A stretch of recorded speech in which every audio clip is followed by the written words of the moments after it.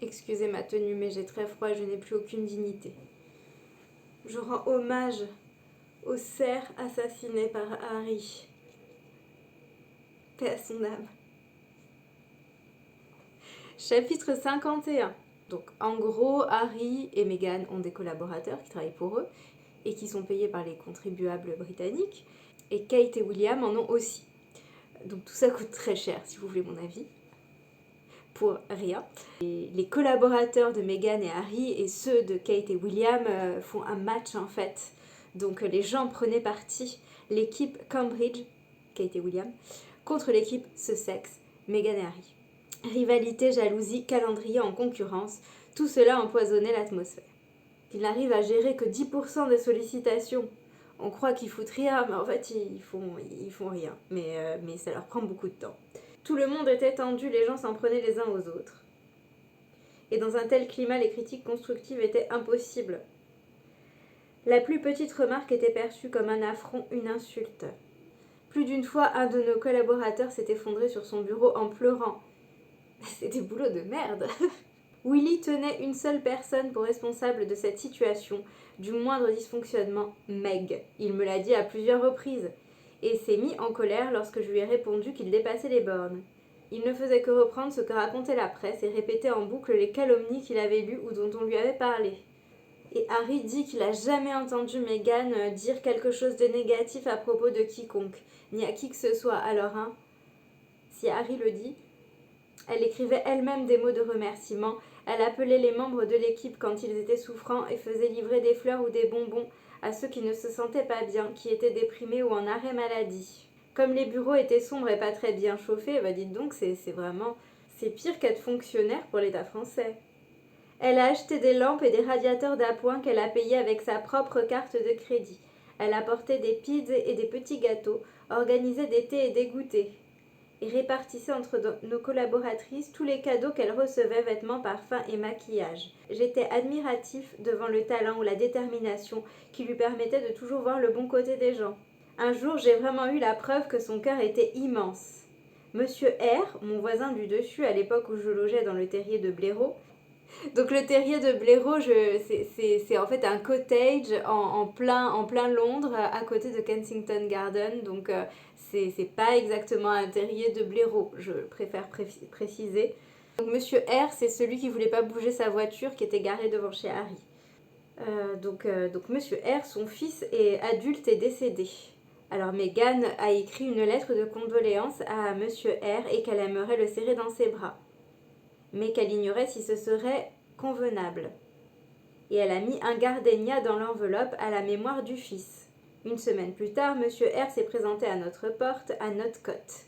Il a tendu à Meg une note de remerciement et l'a serrée dans ses bras. J'étais tellement fière d'elle et tellement désolée de m'être querellée avec Monsieur R. Mais j'étais encore plus triste de voir ma famille se quereller avec ma femme. Est-ce que Monsieur R a bougé sa voiture après ça? On ne sait pas. On saura peut-être.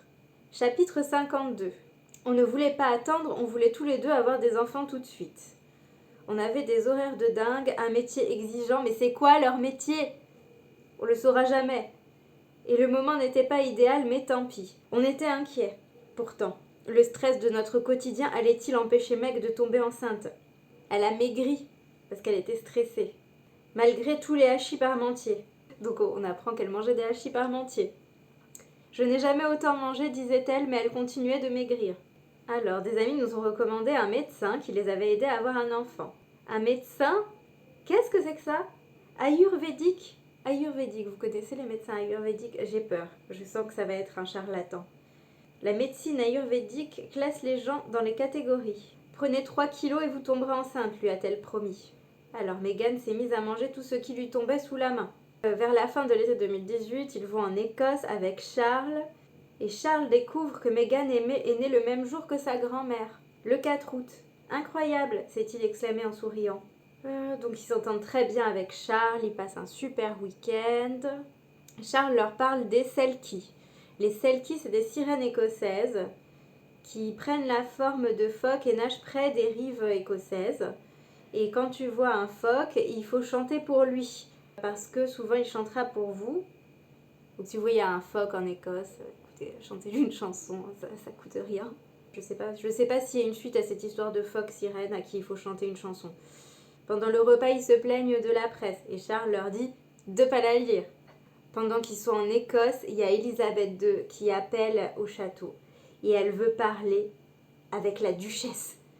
C'est Meghan. Donc Élisabeth conseille à Meghan d'écrire une lettre à son père pour lui demander de fermer sa gueule parce que, bon, elle le dit pas comme ça, elle le dit de manière beaucoup plus chic. Parce qu'il n'arrête pas de parler à la presse et comme il habite apparemment dans un endroit malfamé, Meghan ne peut pas aller le voir. Tout le monde trouve que c'est une très bonne idée que Meghan écrive une lettre à son père. C'est la lettre dont on va entendre parler, je pense. Chapitre 53. Meghan et Harry vont à la plage à côté du château. Ah, ils vont sûrement voir des phoques. Ah, ils voient un phoque. Suivant les instructions de papa, j'ai couru vers la rive et j'ai chanté pour eux. Je leur ai offert une sérénade. Et là, il n'y avait pas de paparazzi, malheureusement. Ah, Meghan s'est jointe à lui et là, ils ont répondu. Elle est vraiment magique, ai-je pensé. Elle fait chanter les phoques et tout. Oh là là. Et il y a plein de phoques qui ont sorti la tête de l'eau et qui se sont mis à chanter aussi. Un opéra de phoques. Alors Harry considère que c'est un bon présage. Il se déshabille et il plonge vers eux. Ah, par la suite, le chef de cabinet de papa, un Australien, s'est horrifié et lui a dit que c'était une idée éminemment mauvaise. Parce que la côte écossaise est infestée d'orques et chanter pour les phoques, c'est comme battre le rappel pour un futur bain de sang. Il a fait massacrer un opéra de phoques. Enfin, on sait pas en fait, je sais pas pourquoi il raconte ça. Chapitre 54. Meghan avait du retard. Pour être sûre, ils ont rapporté à Northcote 2 tests de grossesse avec lesquels elle s'est enfermée dans la salle de bain. Mais Harry s'est endormi pendant que Meghan faisait pipi sur les tests de grossesse. Ben bravo. Quand il se réveille, elle est à côté de lui. Elle n'a pas regardé, elle a attendu qu'il se réveille. Et elle les avait posés sur la table de nuit. C'est pas très hygiénique si vous voulez mon avis, mais bon bref.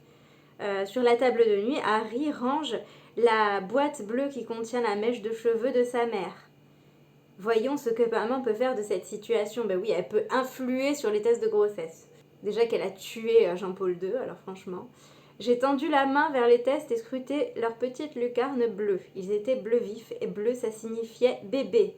Oh waouh, eh bien alors, on s'est jeté dans les bras l'un de l'autre, on s'est embrassés. J'ai reposé les tests sur la table de nuit, j'ai pensé merci les Selkie, j'ai pensé merci maman. Non, alors Harry, c'est pas comme ça qu'on fait les bébés. C'est pas comme ça que ça fonctionne. Il a dû dormir en cours de SVT, il dormait en cours d'histoire, donc il n'y a pas de raison. Chapitre 55. Hugh allait se marier avec Jack et on était fous de joie pour elle. Et pour nous, égoïstement, parce que Jack était une de nos personnes préférées. Donc Hugh va se marier. D'ailleurs, Eugénie, elle avait un très beau diadème de mariage. C'est celui avec l'émeraude, il était... Franchement, j'aurais peut-être choisi celui-là pour me marier avec je sais pas qui. Donc Meghan et Harry n'ont pas encore dit qu'ils attendaient un bébé. Ils annoncent à Charles. Charles est enchanté de venir grand-père pour la 4e fois. Donc ensuite, ils vont prendre Willy à part et ils lui disent. Willy a souri et nous a répondu qu'il fallait le dire à Kate. Donc Kate était très contente. Ils avaient tous les deux réagi exactement comme je l'espérais, comme je le souhaitais. En même temps, on va te dire... oh, quelle horreur. On en a 3, n'en faites pas. Ça aurait pu. Chapitre 56. La nouvelle de la grossesse est rendue publique. La presse raconte que Meghan a des vertiges, qu'elle ne peut rien avaler, mais tout ça est faux. Elle était fatiguée, mais sinon c'était une pile électrique. Elle n'avait pas de nausée matinale. Ils vont faire leur tournée royale la première fois depuis qu'ils sont mariés, en Australie, dans les îles Tonga, les Fidji, la Nouvelle-Zélande. Meghan est éblouissante. À la fin d'un discours particulièrement inspirant, les gens se lèvent pour l'applaudir. Et Harry lui dit « Tu t'en sors trop bien, mon amour, beaucoup trop bien. Tu fais paraître ça trop facile. C'est ainsi que tout a commencé, 3 petits points, avec ma mère. Ça me donnait peut-être l'air fou ou paranoïaque, qu'en penses-tu ?» Donc tout s'est gâté pour Diana, d'après lui, quand la famille royale s'est rendue compte qu'elle était plus douée en tournée, plus douée pour établir les liens avec les gens, plus douée pour être royale. C'est vraiment à ce moment-là que les choses ont basculé. Ah, et là, quand ils rentrent en Grande-Bretagne, ils sont accueillis dans une liesse générale, tandis que les journaux publient des unes triomphales. Pas un seul mot négatif n'a été écrit. Ça a changé, nous sommes-nous exclamés. Mais ensuite, c'est reparti dans l'autre sens. Donc ensuite, la presse a publié que Harry aurait piqué une crise avant le mariage. Puis une fiction selon laquelle Meg rendait ses collaborateurs malheureux et les menait à la baguette, commettant un péché impardonnable, leur envoyait un courriel tôt le matin. Alors il dit oui c'est vrai, mais c'est parce qu'elle se levait très tôt pour envoyer des messages à ses amis américains, donc elle envoyait aussi à ses collaborateurs anglais, mais elle n'attendait pas qu'ils répondent tout de suite. On a prétendu qu'elle avait forcé une assistante à démissionner. Alors que cette assistante, c'est les ressources humaines qui leur ont dit de la virer, parce qu'ils avaient découvert qu'elle se faisait passer pour Meg afin d'obtenir des cadeaux gratuits. Alors, un des tabloïds raconte que Meghan avait exigé de porter un diadème appartenant à maman et que devant le refus de la reine, Harry aurait piqué une crise. Le coup de grâce est arrivé quelques jours plus tard, sous la plume d'une correspondante de la couronne. Une affabulation, digne de la science-fiction, décrivait la froideur croissante, Seigneur, met-il entre parenthèses avec un point d'exclamation, entre Kate et Meg, et affirmait que d'après 2 sources, Meg avait fait fondre en larmes Kate à propos des robes des demoiselles d'honneur.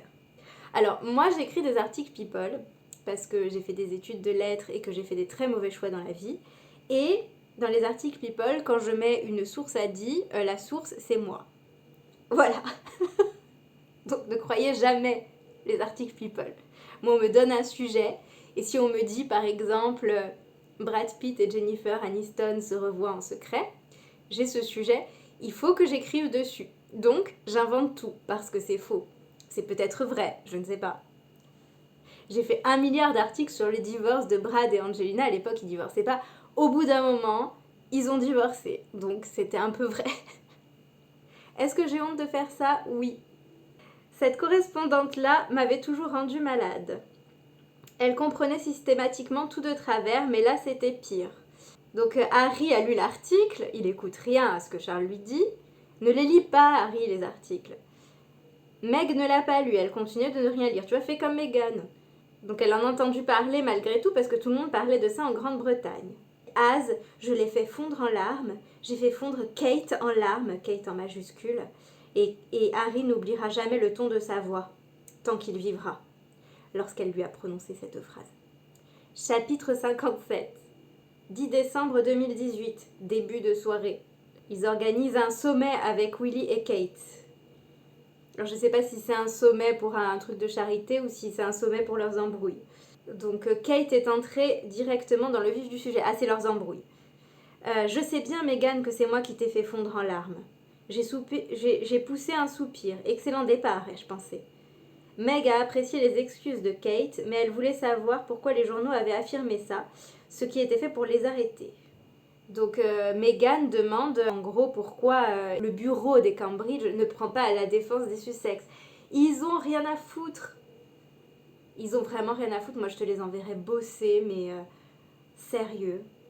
Kate n'a rien répondu et Willy est intervenu avec quelques propos évasifs de soutien. Mais je connaissais déjà la vérité.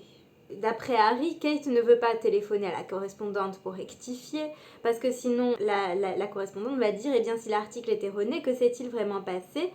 Que s'est-il passé entre les 2 duchesses? Oh là là!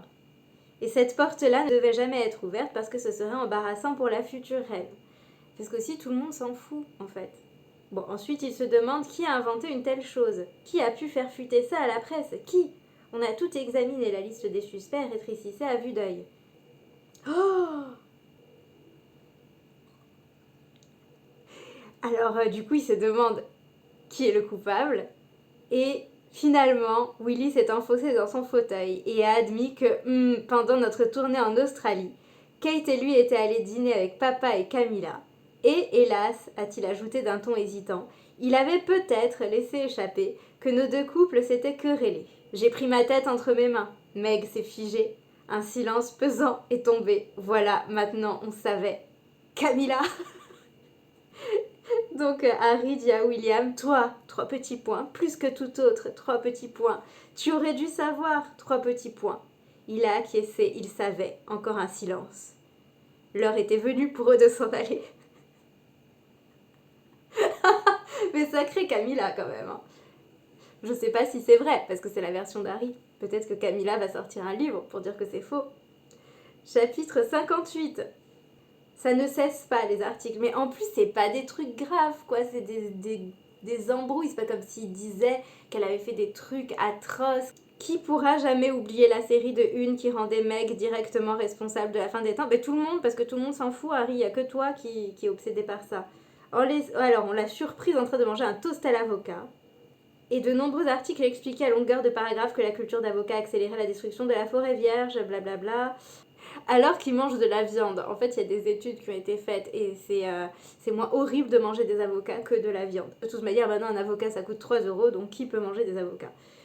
Bien sûr, les mêmes médias s'étaient récemment pâmés devant l'amour de Kate pour les avocats. Oh, il lui confère un teint si éclatant. Oh là là. Alors, c'est environ à cette époque que l'arc narratif porté par ces articles s'est mis à évoluer. Donc, ce n'était plus deux femmes qui se battaient, deux duchesses ou même deux maisons en conflit. À présent, il s'agissait d'une sorcière qui faisait fuir tout le monde et cette sorcière était ma femme. La presse avait reçu le concours d'une ou de plusieurs personnes au sein du palais pour la construction de cet arc narratif. Quelqu'un en voulait à Meg. Un jour, c'était Burke, le soutien-gorge de Meg est visible. Meghan n'a aucune classe. Le lendemain, oula, elle a mis cette robe. Meghan est vulgaire. Mais on s'en fout, sérieux. Oh là là. Le lendemain, que Dieu nous vienne en aide, elle a peint ses ongles en noir. Meghan la gothique. Le lendemain, mon Dieu, elle ne sait toujours pas faire correctement la révérence. Meghan l'américaine. Le lendemain, mince alors, elle a encore une fois refermé sa portière toute seule. Meghan la prétentieuse. Arrête de lire la presse à scandale, Harry. Arrête, tu te fais du mal. Chapitre 59. Ils ont loué une maison à la campagne. Je ne prononcerai pas ce nom, j'abandonne. Juste un endroit où aller de temps à autre pour s'éloigner, blablabla. Pour s'éloigner de Northcote qu'il trouve charmant, mais c'est trop petit. Et qui menaçait de s'effondrer sur nos têtes. Bah oui, n'exagérons pas. C'était tellement délabré qu'un jour j'ai dû appeler grand-mère. Je lui ai dit qu'il nous fallait un nouveau logement, en expliquant que Willie et Kate ne s'étaient pas simplement trouvés à l'étroit entre ces murs, mais qu'ils s'étaient enfuis à cause de toutes les rénovations nécessaires et du manque de place. J'ai des photos de Northcote. En fait, si vous cherchez sur internet, il y a des photos de l'intérieur de la maison. Alors c'est pas, tu peux pas faire intervenir le service d'insalubrité, hein, ça va, il y a pire. Le palais leur propose plusieurs propriétés, mais toutes trop grandioses selon nous, trop luxueuses et trop chères à rénover. On n'avait pas besoin de grand chose. T'as une baraque en plein Londres. Moi, ça fait 5 ans que je suis sur liste d'attente des HLM de la ville de Paris, hein, d'ailleurs, au passage. Si un élu corruptible passe par là, je suis prête à verser un pot de vin pour avoir un logement. Dans le 7e arrondissement, par contre, parce que bon, moi aussi, j'ai des goûts de luxe. Elisabeth leur propose Frogmore. Frogmore, grand-mère? Oui, Frogmore. Frogmore House? Je la connaissais bien, c'était là qu'on avait pris nos photos de fiançailles. Non, Frogmore Cottage, à côté de Frogmore House. Non mais c'est bien, t'appelles ta grand-mère, tu dis « Ah, chez moi, c'est trop petit, est-ce que je pourrais avoir un logement plus grand ?» Et ta grand-mère te propose une liste de palais et te dit lequel tu veux. Oh, bah, je te propose un cottage. Oh non, c'est pas assez bien. Il adore les jardins de Frogmore, donc il est content. Et Elisabeth le prévient, c'est un peu en chantier, c'est un peu délabré, mais va y faire un tour et dis-moi si ça vous convient. Donc ils y vont le jour même, ils trouvent ça très chouette, une jolie maison charmante, pleine de potentiel. Juste à côté du cimetière royal, certes et alors, ça ne nous gênait ni l'un ni l'autre. On n'allait pas déranger les morts, s'ils promettaient de ne pas nous déranger, moi je serais venue vous hanter là. J'ai rappelé grand-mère pour lui dire que Frogmore Cottage serait un rêve devenu réalité. Je les remercie avec profusion. Ah, et quand ils sont à la campagne, en fait, il y a le Sun et le Daily Mail qui ont pris des photos depuis un hélicoptère. Chapitre 60. Donc, quand ils rentrent à la maison un jour, ils trouvent Meg assise dans l'escalier qui pleurait. Que s'est-il passé? J'ai pensé qu'elle avait perdu le bébé. Je me suis agenouillée devant elle, entre deux sanglots. Elle m'a dit qu'elle ne voulait plus continuer de faire ça. De faire quoi? Vivre. C'est vrai, c'est affreux de vivre dans des palais comme ça. Au début, je n'ai pas saisi ce qu'elle voulait dire. Mon cerveau refusait d'enregistrer ces mots. Ça fait tellement mal, disait-elle. Qu'est-ce qui fait mal? D'être haï comme ça. Et pourquoi? Elle m'a demandé ce qu'elle avait fait. Elle aurait vraiment aimé le savoir. Quel péché avait-elle commis pour mériter un pareil traitement? Donc comme elle souffre trop, elle a décidé de disparaître. Parce qu'ils ont dit qu'elle avait du vernis à ongles noirs et que c'était moche. Une fois qu'elle serait partie, la presse s'en irait, m'a-t-elle déclaré, et je n'aurais plus à vivre ainsi. Notre enfant encore à naître n'aurait jamais à vivre ainsi. Ah bah oui, non mais c'est pas du tout exagéré. C'est une réaction tout à fait saine.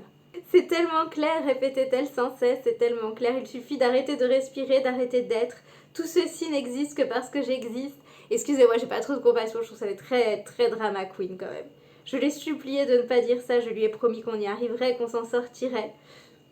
Et qu'entre-temps on trouverait l'aide dont elle avait besoin. Je lui ai demandé d'être forte, se s'accrocher, je suis désolée, mais franchement, je sais pas, il y a des gens qui ont des vies de merde, hein, je m'inclus dedans, donc franchement, ça va quoi.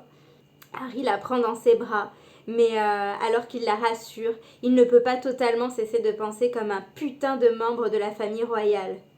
On avait un engagement avec une ONG, et Harry se dit on ne peut pas être en retard, on ne peut pas être en retard, ils vont nous écorcher vifs, ils rejetteront la faute sur elle. Donc il dit à Meghan de rester à la maison, que lui il fera juste une apparition, et Meghan lui dit non, je ne veux pas rester ici seule. Donc ils enfilent leurs plus beaux vêtements. Elle a appliqué du rouge à lèvres très très sombre afin de détourner l'attention de ses yeux injectés de sang, et ils sont sortis. Et Meghan lui tient fort la main devant les photographes et tout.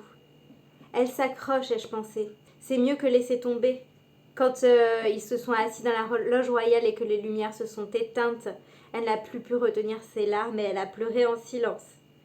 Il regarde le cirque du soleil, en se tenant fort la main, tandis qu'il lui promet dans un murmure « Fais-moi confiance, je saurai te protéger !» Petit rappel des lions, il lui disait qu'il allait la protéger des lions.